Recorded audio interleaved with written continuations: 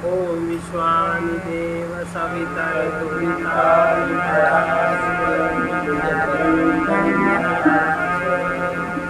ब्रह्मा मुरारी शुक्लांतकानि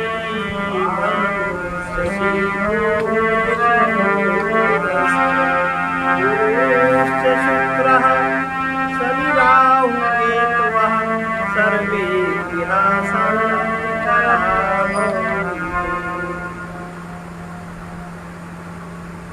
ये श्वेताश्वतर उपनिषद का छठा अध्याय का पहला मंत्र है। परमेश्वर की महिमा से सृष्टि चक्र का संचालन, सृष्टि चक्र का जो संचालन होता है उसमें कहीं भी ऐसा नहीं है कि परमेश्वर की महिमा न समझे। जीव अपने आप से कुछ नहीं कर सकता, किंतु अन्य मतावलंबी काल आदि वो कारण, वो कहते हैं काल कारण है। फिर ईश्वर किस प्रकार कलाओं की सृष्टि करने वाला हो सकता है, ऐसी आशंका करके श्रुति कहती है। स्वभावे के कवयो वदन्ति कालं तथान्ये परिमुह्यमाना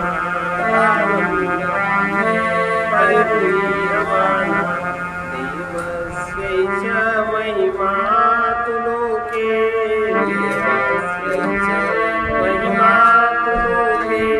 येनेदं भ्राम्यते ब्रह्मचक्रम्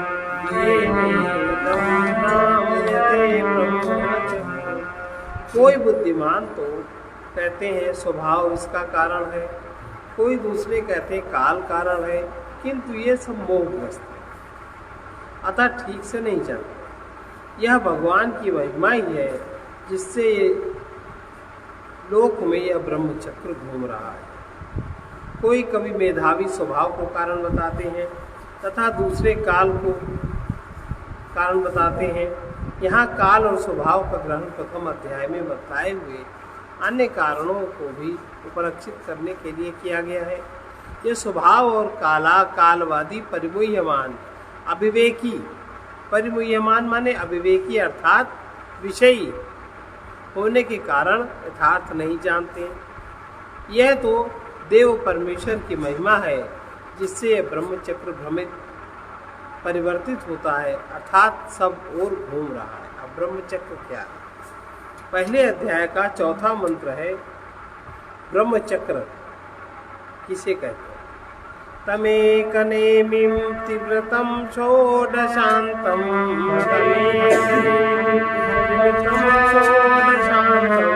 शतार्धारं विंशति प्रत्यराभि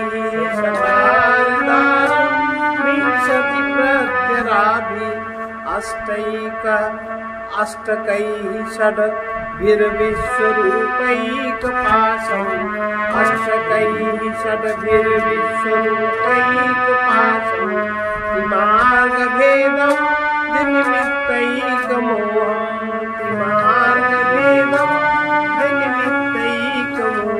तो ब्रह्मचक्र क्या है?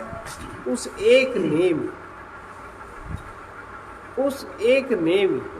नियम के अंतर्गत 3 वृत्त, 3 घेरे, 16 अंत, 50 अरों, 20 प्रत्ययों, 6 अष्टकों, विश्वरूप एक पाश, 3 मार्गों तथा पाप पुण्य दोनों के निमित्त हुए एक मोह वाले कारण को ऋषियों ने देखा। तमेक नेमी माने जो अकेला ही समस्त कारणों में अधिष्ठित है, उस एक नेमी वाले को उन्होंने देखा। चिंतनीय परमेश्वर का स्वरूप और उसकी महिमा कैसी है इसको बताएं। उस महिमा का निरूपण करते हैं। येनावृतं नित्यमिदं हि सर्वं, येनावृतं नित्यमिदं हि सर्वं, यः कालकारो गुणी सर्वविद्या, यः कालकारो गुणी सर्वविद्या, तेने देनेशितं कर्म विवर्तते देनेशितं कर्म विवर्तते पृथव्यक्तेजो अनिलखानि चिन्तयम् पृथव्यक्तेजो अनिलखानि चिन्तयम्। जिसके द्वारा सर्वदा माने हमेशा ये सब व्याप्त है, कभी वो उससे अलग नहीं होता, तथा जो ज्ञान स्वरूप, अब सब जगह ज्ञान है कि नहीं, जो काल का भी करता है, निष्पापत्वादि गुणवान, जो कोई पाप नहीं है, गुणवान और सर्वज्ञ है, सबको देखता, उसी से प्रेरित होकर यह पृथ्वी, जल, अग्नि, वायु एवं आकाश आदि कर्म जगत रूप से विवर्तित होता है, अतः उसका ही चिंतन करना चाहिए।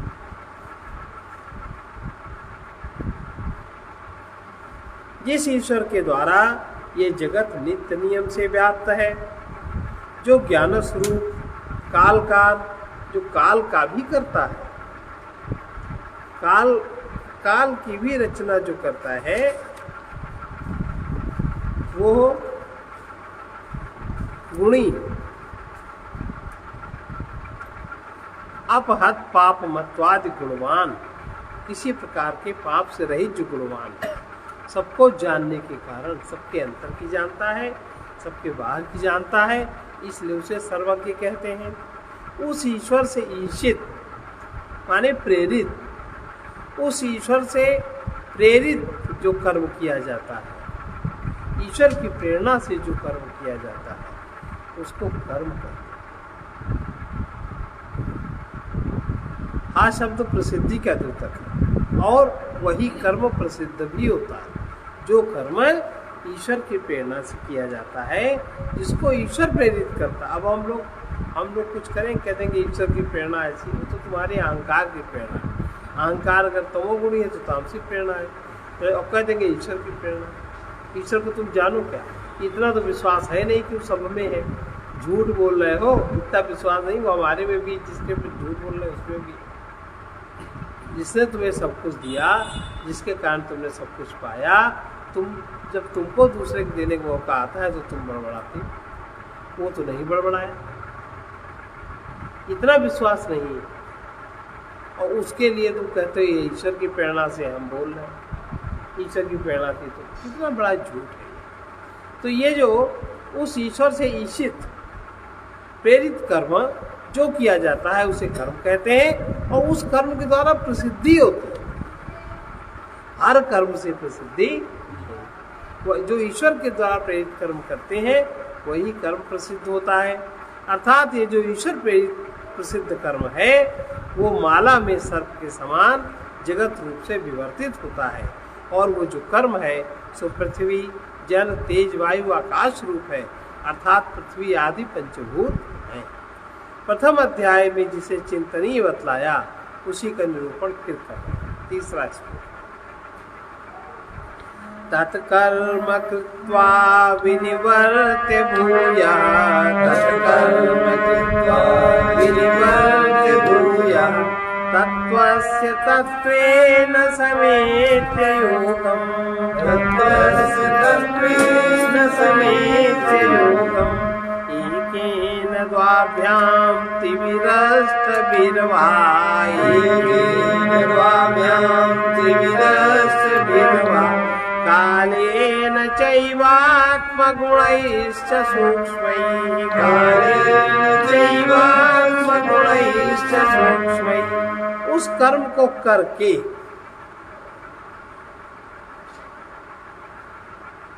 निरीक्षण कर, फिर जो उस तत्व के साथ यानी 1, 2, 3 या 8 तत्वों के साथ अथवा काल और अंतःकरण के सूक्ष्म गुणों के साथ अपने सत्ता रूप गुणों का योग कराकर स्वयं उसमें स्थित रहता है, उसका चिंतन करना चाहिए। एक तो कर्म है ईश्वर प्रेरित कर्म है, एक है ईश्वर के द्वारा कर्म।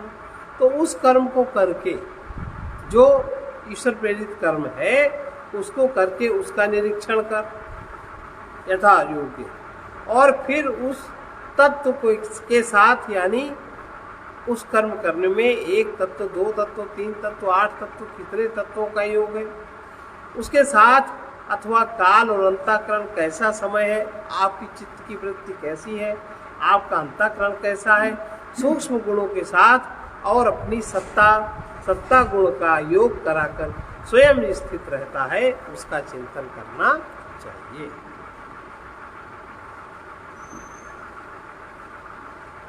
नीचे ये कह रहे हैं 8 तत्वों के साथ, मतलब एक तत्व है अविद्या,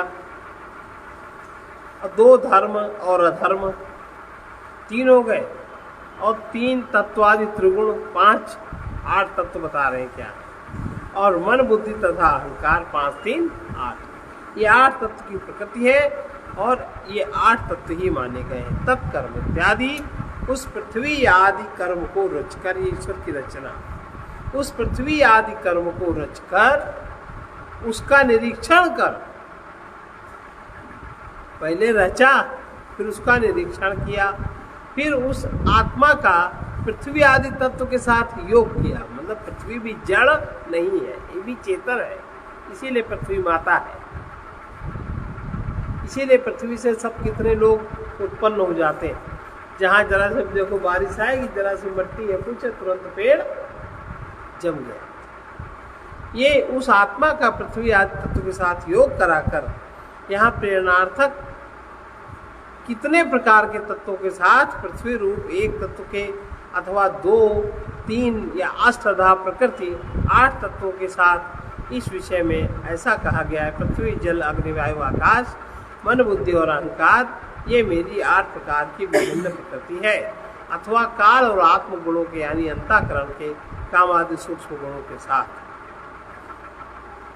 अब अगले श्लोक में कह रहे हैं कि जो भी कर्म करे, कहा तो जाता है भगवद अर्पणमस्तु, लेकिन भगवद अर्पण कर्म होता नहीं। भगवत अर्पण अगर कर्म हो तो हमें उसके फल जाने की जिज्ञासा क्यों? भगवत अर्पण कर्म से भगवत की प्राप्ति होती है। जो कर्म हम भगवान को अर्पण कर देते हैं, उन कर्मों से भगवान की प्राप्ति होती है। अब शुद्ध कर्मों का मुख्य विनियोग दिखा रहे हैं। मुख्य कर्म करने का भाव क्या होना चाहिए। अब अगर भगवत अर्पण कर्म है, अगर सर्वत्र भगवत तत्व का स्मरण है, तो कैसा क्रोध, तो कैसी चिढ़न, तो कैसी दुराशा, तो कैसी निराशा, ये सारे विकारों के लिए जगह ही नहीं। आरभ्य कर्माणि गुणान्वितानि, आरभ्य कर्माणि गुणान्वितानि, भावांश सर्वान् विनियोजयित्य, भावांश सर्वान् विनियोजयित्य, तेषां भावे कृतकर्मनाशः, तेषां भावे कृतकर्मनाशः, कर्माक्षये याति सतत्वनोऽन्यः, कर्माक्षये याति सतत्वनोऽन्यः। ये बता रहे हैं कि जो पुरुष सत्ववादी माने सत्व गुण में, सत्ववादी गुण में कर्म आरंभ कर उन्हें समस्त भावों को परमात्मा के अर्पण कर दे। सत्व गुण में स्थित होकर जो कर्म करता है, उस समय जो जो भाव है, जिस प्रकार से कर रहा है, जो कर रहा है, सब कुछ परमात्मा के अर्पण कर देता है। उनके संबंध का अभाव हो जाना, कर्म का संबंध फिर नहीं रहता। फिर हमने ये किया है, ये किया है, न बीच में अहंकार रहता है। हमने जब अर्पण कर दिया जिसको, तो उससे संबंध रहेगा ना। हमने 1000 रुपये उठा के जिस व्यक्ति को दे दिया, तो 1000 रुपये संबंध आपका कहाँ रहा?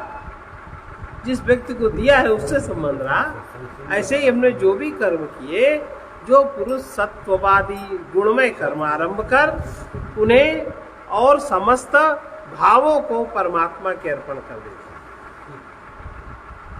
समस्त भावों परमात्मा के अर्पण कर देता है, तो उनके संबंध का माने उससे उनके कर्म के संबंध का अभाव हो जाता है।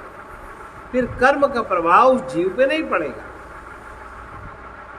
भाई आपने मान लो कुछ रुपए जिसको दे दिए, अब वो रुपए में घाटा हो, मुनाफा हो, खर्च हो जाए, तुमसे क्या मतलब?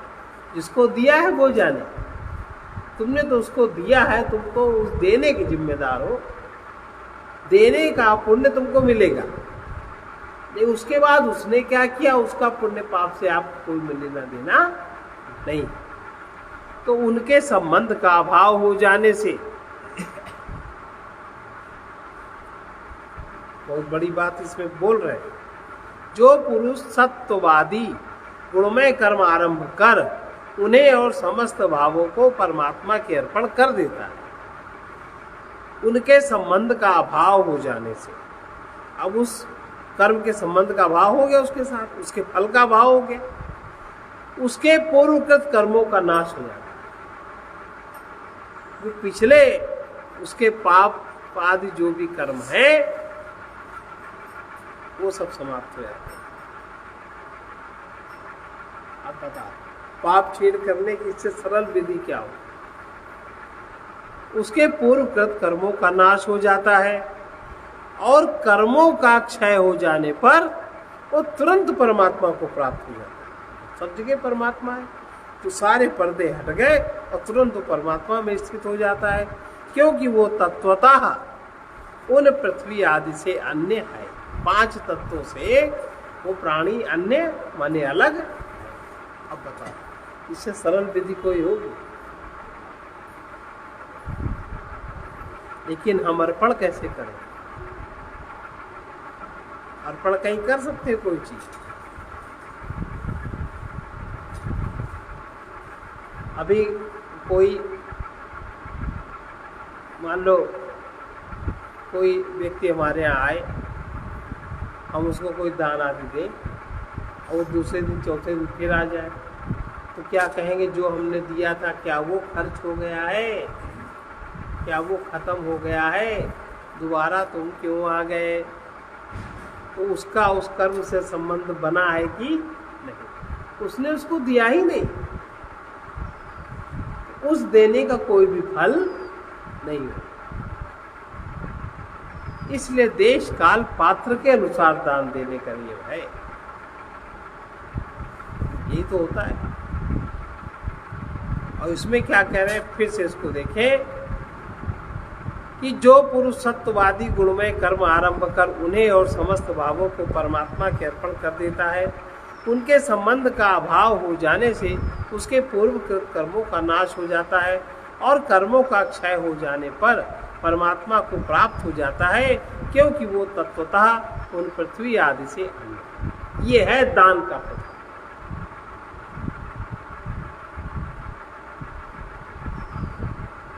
जो ये लिखा पड़ा है ना कि दान देने से सारे पाप समाप्त हो जाते हैं, ये जो जब भी कभी दान आदि दे तो सारे भाव जो कुछ हो सब परमात्मा के अर्पण करके दे, मन ही मन में। भाई तुम परमात्मा को तो सामने तुम्हें बोला आएंगे नहीं लेने, कोई महात्मा होगा या कोई और व्यक्ति होगा या कुछ और होगा, तो तुम जब उसको उसमें भी परमात्मा देख करके जब उसको तुम जब दोगे और सब कुछ परमात्मा में अर्पण कर दोगे, तब और उस कर्म से जो तुमने कर्म किया है उससे तुम्हारा संबंध नहीं रहेगा उस पदार्थ से, तो तुम्हारे पूर्वकृत सारे कर्मों का नाश हो जाता है। यही नियम, यही विधान अनुष्ठान में लागू होता है। अनुष्ठान जो किया जाता है, अनुष्ठान के बाद दान आदि का नियम है, इसमें भी ये नियम लागू होता है। तो भोग कटता है, नहीं महामृत्युंजय कर लो, लेकिन हम अर्पण तो कर ही नहीं पाते। हम परमात्मा को सर्वव्यापक स्वीकार कर ही नहीं पाते। हम परमात्मा को मन भाव में स्थिर कर ही नहीं पाते। हमारा अहंकार ही सारा काम करता रहता है।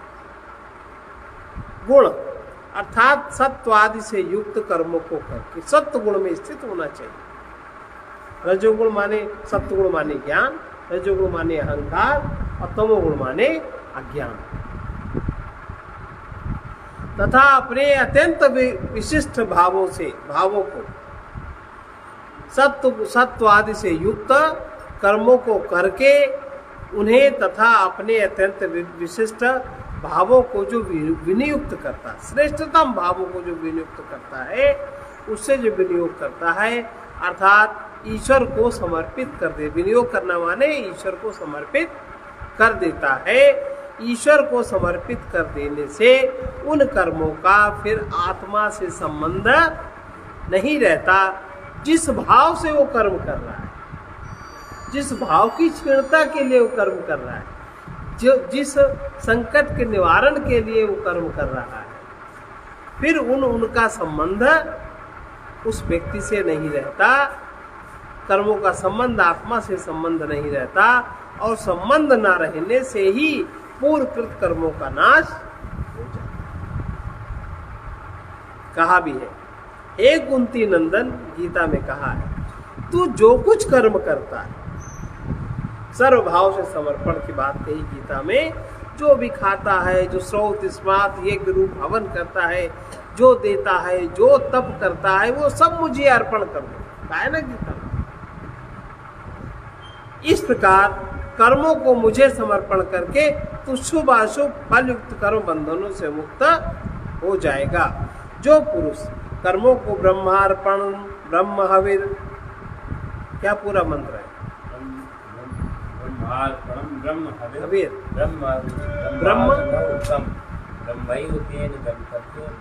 कर्म समाधि न। ये जो पुरुष कर्मों को ब्रह्मार्पण करते हुए फलाशक्ति त्याग कर कर्म करता है, वो जल से कमल के पत्ते के समान पाप से लिप्त नहीं होता, अर्थात उसके पाप क्षीण हो जाते हैं। योगी जन फल विषय का आसक्ति त्याग कर केवल ममता रहित शरीर, मन, बुद्धि एवं इंद्रियों से चित्त शुद्धि के लिए कर्म किया करते हैं। किसी फल की आशा के लिए वो कर्म नहीं किया करते। कर्म का क्षय हो जाने से वो शुद्ध चित्त हो तत्वतः प्रकृति रूप तत्वों से भिन्न होने के कारण अविद्या और उसके कार्य से छूटकर अपने को सच्चिदानंदाद्वितीय ब्रह्म रूप से जानते हुए परमात्मा को प्राप्त होता है। जहाँ वहाँ तत्वों से भिन्न जो ब्रह्म है वो उसे अनुभव करता है। प्राप्त होता माने उसी समय उसको अनुभव होने लगता है, ऐसा अर्थ समझना चाहिए। अब उपासना से, ये तो हो गया कर्म से।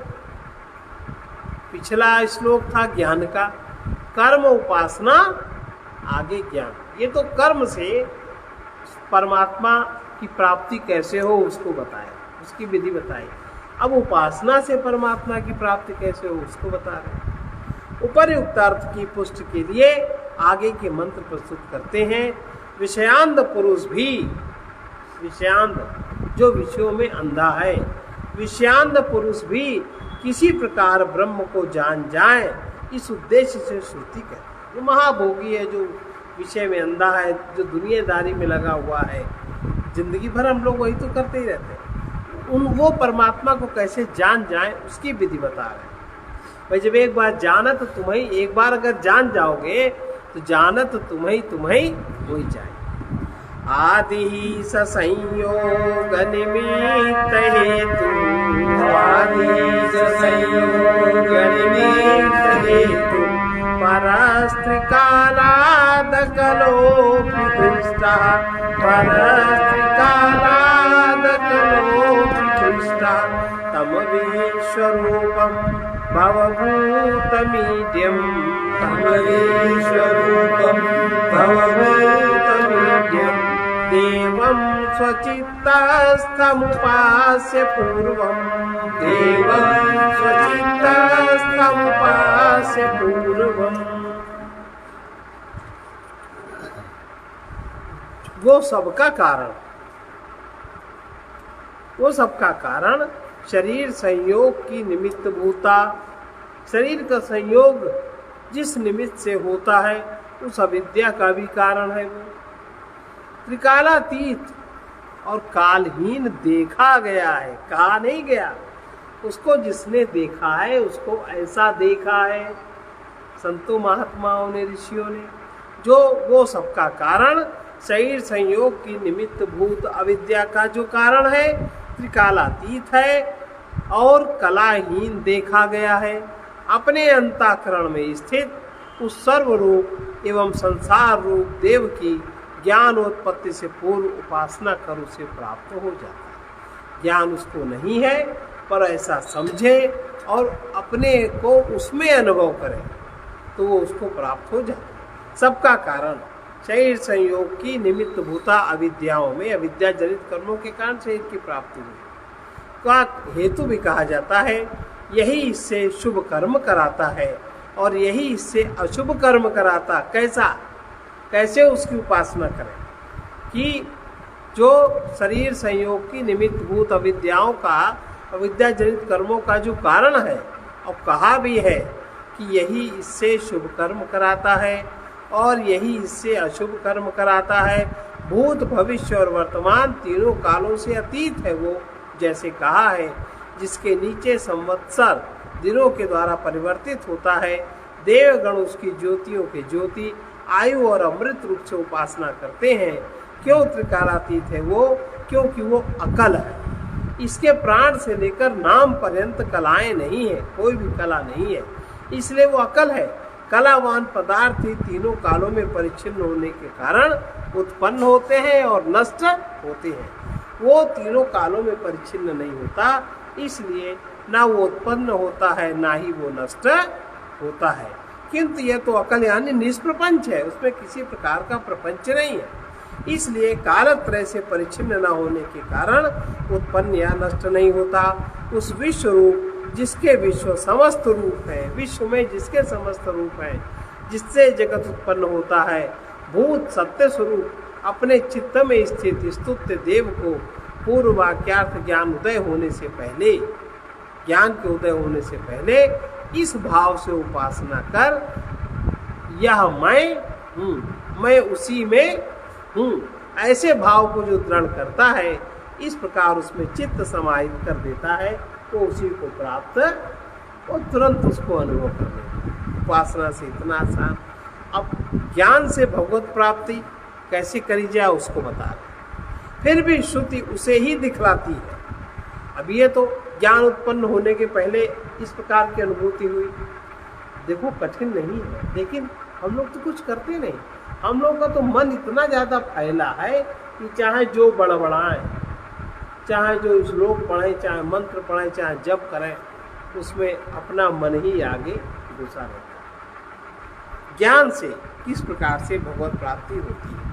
सबरक्ष कालाकृति भी परोन्यो, सबरक्ष कालाकृति भी परोन्यो, यस्मात् प्रपंच परिवर्तयेतेयं, यस्मात् प्रपंच परिवर्ततेयं, धर्मावहं पापनुदं भगेशं, धर्मावहं पापनुदं भगेशं, ज्ञात्वात्मस्थम् अमृतं विश्वधामं, ज्ञात्वात्मस्थम् अमृतम विश्वधामं। वो जिससे ये सारा दिखाई देने वाला प्रपंच प्रवृत्त होता है, शुरू होता है। वृक्षाकार, जिसका प्रपंच का जगत रूप प्रपंच का आकार क्या है? वृक्षाकार, बट वृक्ष नहीं जैसे होता है। और कालाकार से अतीत, कालाकार माने काल का भी जो आकार है, उत्पन्न हुआ फिर नष्ट हो रहा, उससे अतीत है और प्रपंच से भिन्न भी है। धर्म की प्राप्ति कराने वाले, पाप का नाश करने वाले उस ईश्वर के अधिपति को जानकर पुरुष आत्मस्थ अमृत स्वरूप और विश्वाधार परमात्मा को प्राप्त हो जाता है। इतना जानने पर, क्या जानने पर?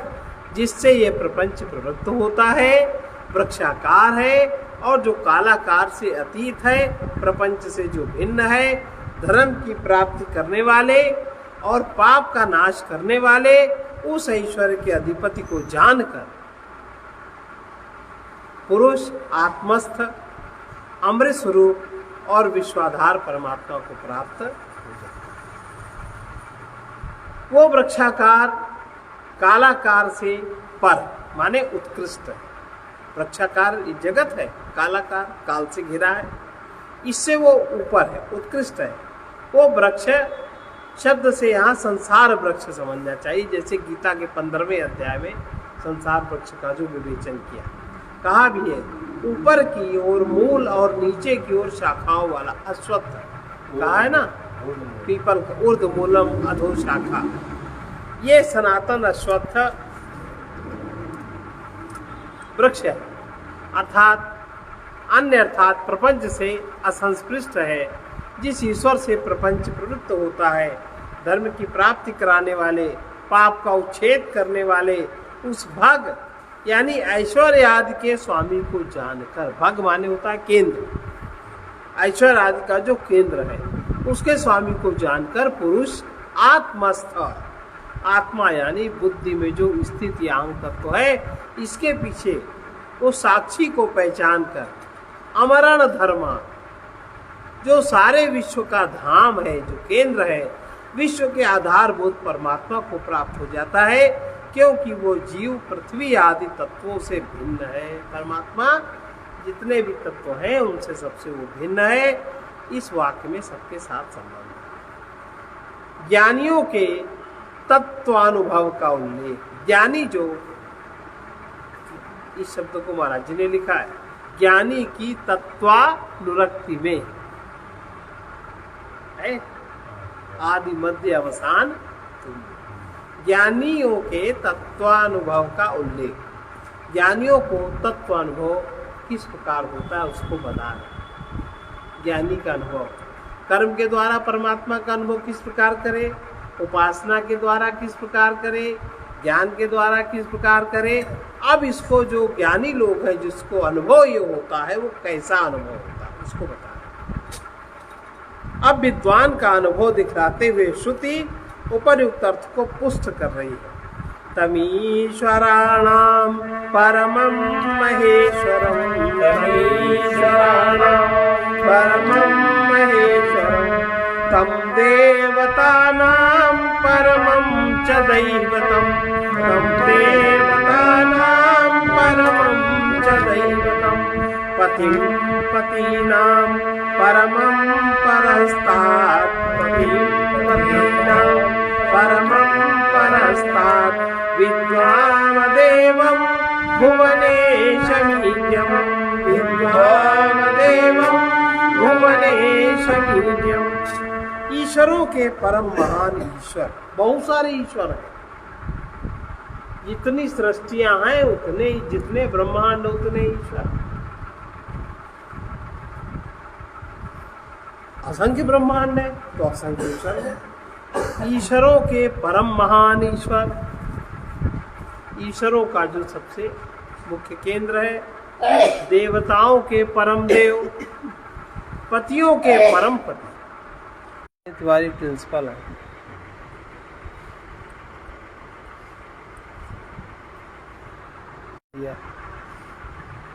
अच्छा।